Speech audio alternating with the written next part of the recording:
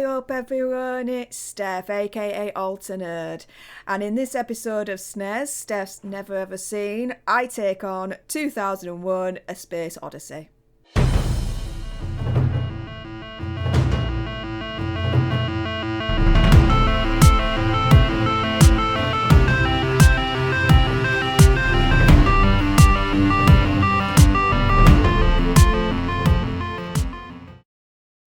As you're watching this, I have one main question in mind. Did I watch The Planet of the Apes, a ballet, or an actual Space Odyssey? Because even after watching this film, I can honestly say I still have no freaking clue what my eyeballs witnessed. First 40 minutes, it was as if I was watching Planet of the Apes, or a knockdown version of an episode on the National Geographic on monkeys. Monkeying around, doing monkey stuff, monkey grunts, monkey sounds. Monkey life on a planet with a film called A Space Odyssey. No space, no spaceships, no space stations, no space astronauts. Just monkeys. For the first 40 minutes. My bored meter?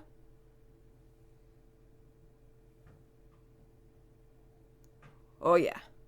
The only thing that perked my interest a little bit whilst watching this Life of Monkeys episode was that all of a sudden this oblong, metal-looking, shaped, grey thing appears outside the monkey home. Yeah. Weird, right?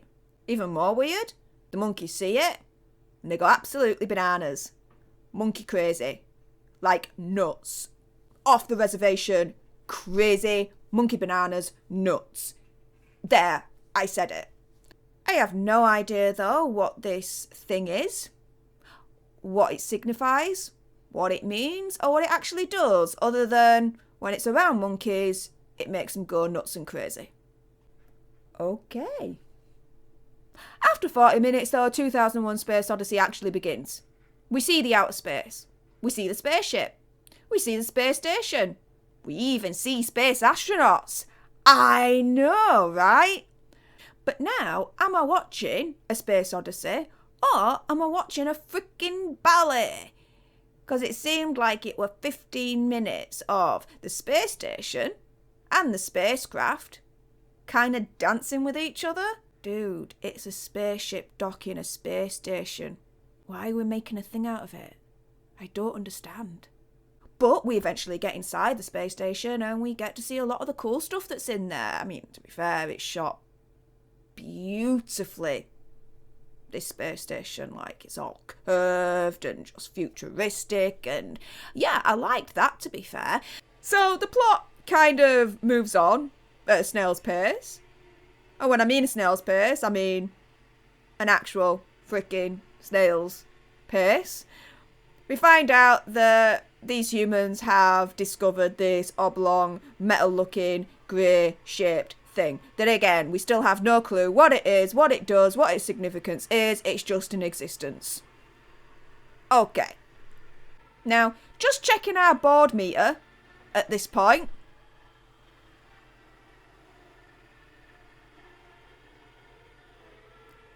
Yep.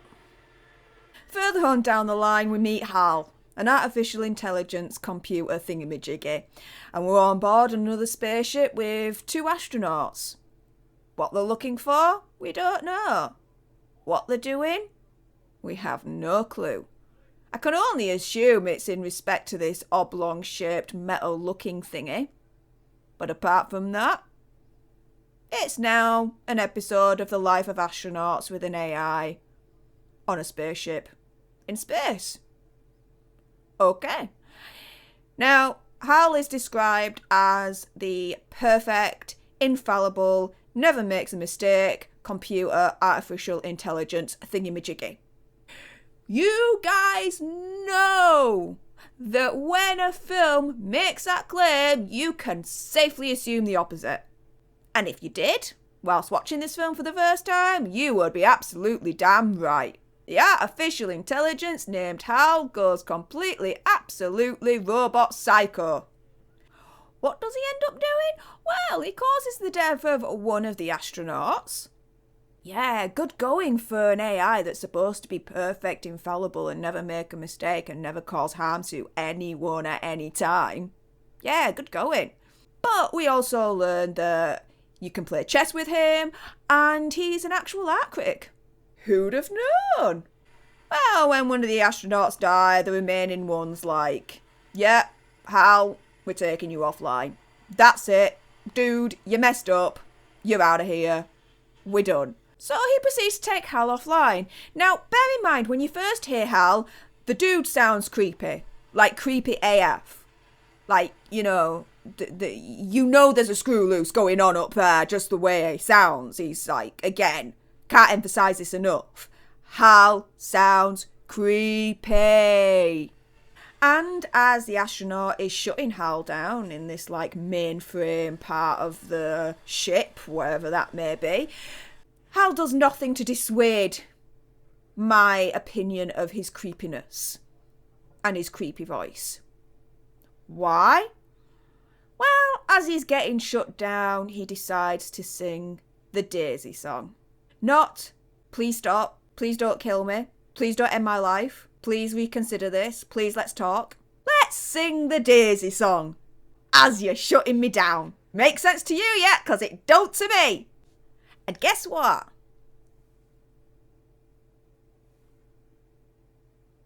I'm still frickin' bored. So, for all intents and purposes, after the Daisy song, Hallie's dead. Gone. Donezo. Out of there. What happens next? Well, I watched it. I still don't have a frickin' clue, though, what I watched.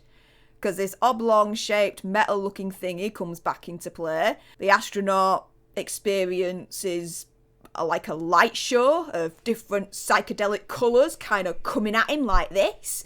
And he's like, and the lights are coming like this still, and he's going, just like this, and it's freaking spazzing out, right? But then, after all that, for like freaking ages, we end up in a room. Kind of looks French to me. French-looking furniture, very fancy, very swanky, very nice. Okay. Why? I have no idea. So the astronaut walks through the rooms. He sees someone, an older version of himself. The film then switches to the perspective of the older astronaut. And you see him, day to day, what he does, his general goings about, eating, chilling.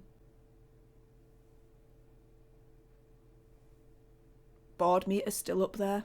And then the older astronaut sees a much, much older astronaut of himself. And again, the film then switches perspective to the older astronaut. And again, it's basically a reality show of the life of an astronaut, an older astronaut, in a weird place. Because this place ain't normal. It's definitely on the weird side. No matter which way you slice it, this is weird. And it goes on and goes on and goes on, and this reality show essentially ends up with the elderly astronaut in bed, and he dies.